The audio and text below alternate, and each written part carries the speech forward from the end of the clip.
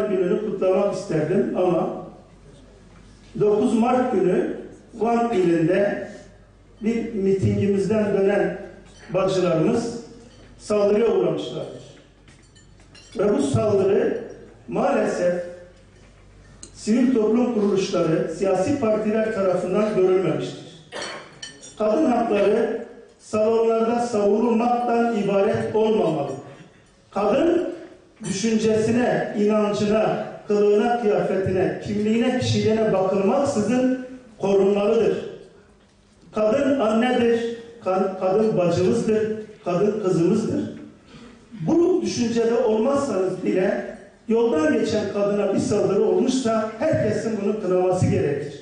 Ve kınamakla kalmayıp bunlar hakkında yani kimsenin böyle bir cesareti kendinde bulmaması gerekir. Bu toplumun en hassas noktasıdır.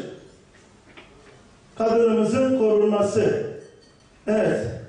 Sözlerimi bu menfur hadiseyi hatırlatmakla ve herkesi böyle hadiseler karşısında duyarlı olmaya çağırmakla bitiriyorum. Hepinize teşekkür ediyorum. Sömürmekten kurtulmanın çaresi de budur. Hangi sömürülme? Batı bugün bizi sömürüyor diyoruz. Sadece sömürüyor diyoruz ve tenkit ediyoruz. Ya sömürüldükten sonra ister Kürt olalım, ister Arap olalım, ister Türk olalım. Biz bu sömürülmeden kurtulmanın yolu olarak inanıyoruz ki mutlaka sanayileşme hareketi dünyada nasıl yapılıyorsa aynı minvalde, aynı şekilde bizler de yapmak durumundayız. Nedeni ne olursa olsun, kadına yönelik şiddet faşizmdir, kadına yönelik şiddet alçaklıktır.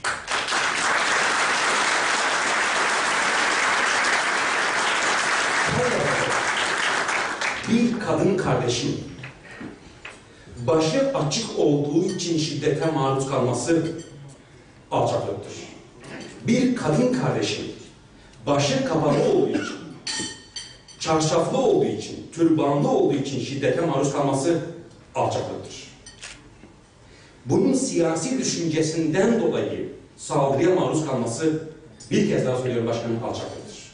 Siyasi partinin mensubunun, seçmeninin, bir başka siyasi partinin seçmenine taş atma hakkı ve haddi yoktur. Benim nazarımda, Urfa'da, seçim saati mahallinde, benim partim adına hiç kimsenin haddi ve hakkı yoktur ki bir başka siyasi partinin adayına taş atsın. Veya seçmenine taş atsın veya bürosuna taş atsın. Şimdi biraz daha açalım isterseniz. Örneğin bir A partisinin seçmeni kendi güçlü olduğu ilde C partisine de taş atarsa ve bunu bir meşru hak olarak görürse o zaman bir başka ildeki güçlü olan siyasi partinin tabanı da diğerine taş atar. O ne kadar meşruysa bu da o kadar meşrudur. O halde demokrasi istediğimizde herkese demokrasi, herkese özgürlük, herkese hak ve herkese hukuk. Yürekten katılıyorum. Güçlünün hukuku değil, hukukun gücü, adaletin, hakkın gücü.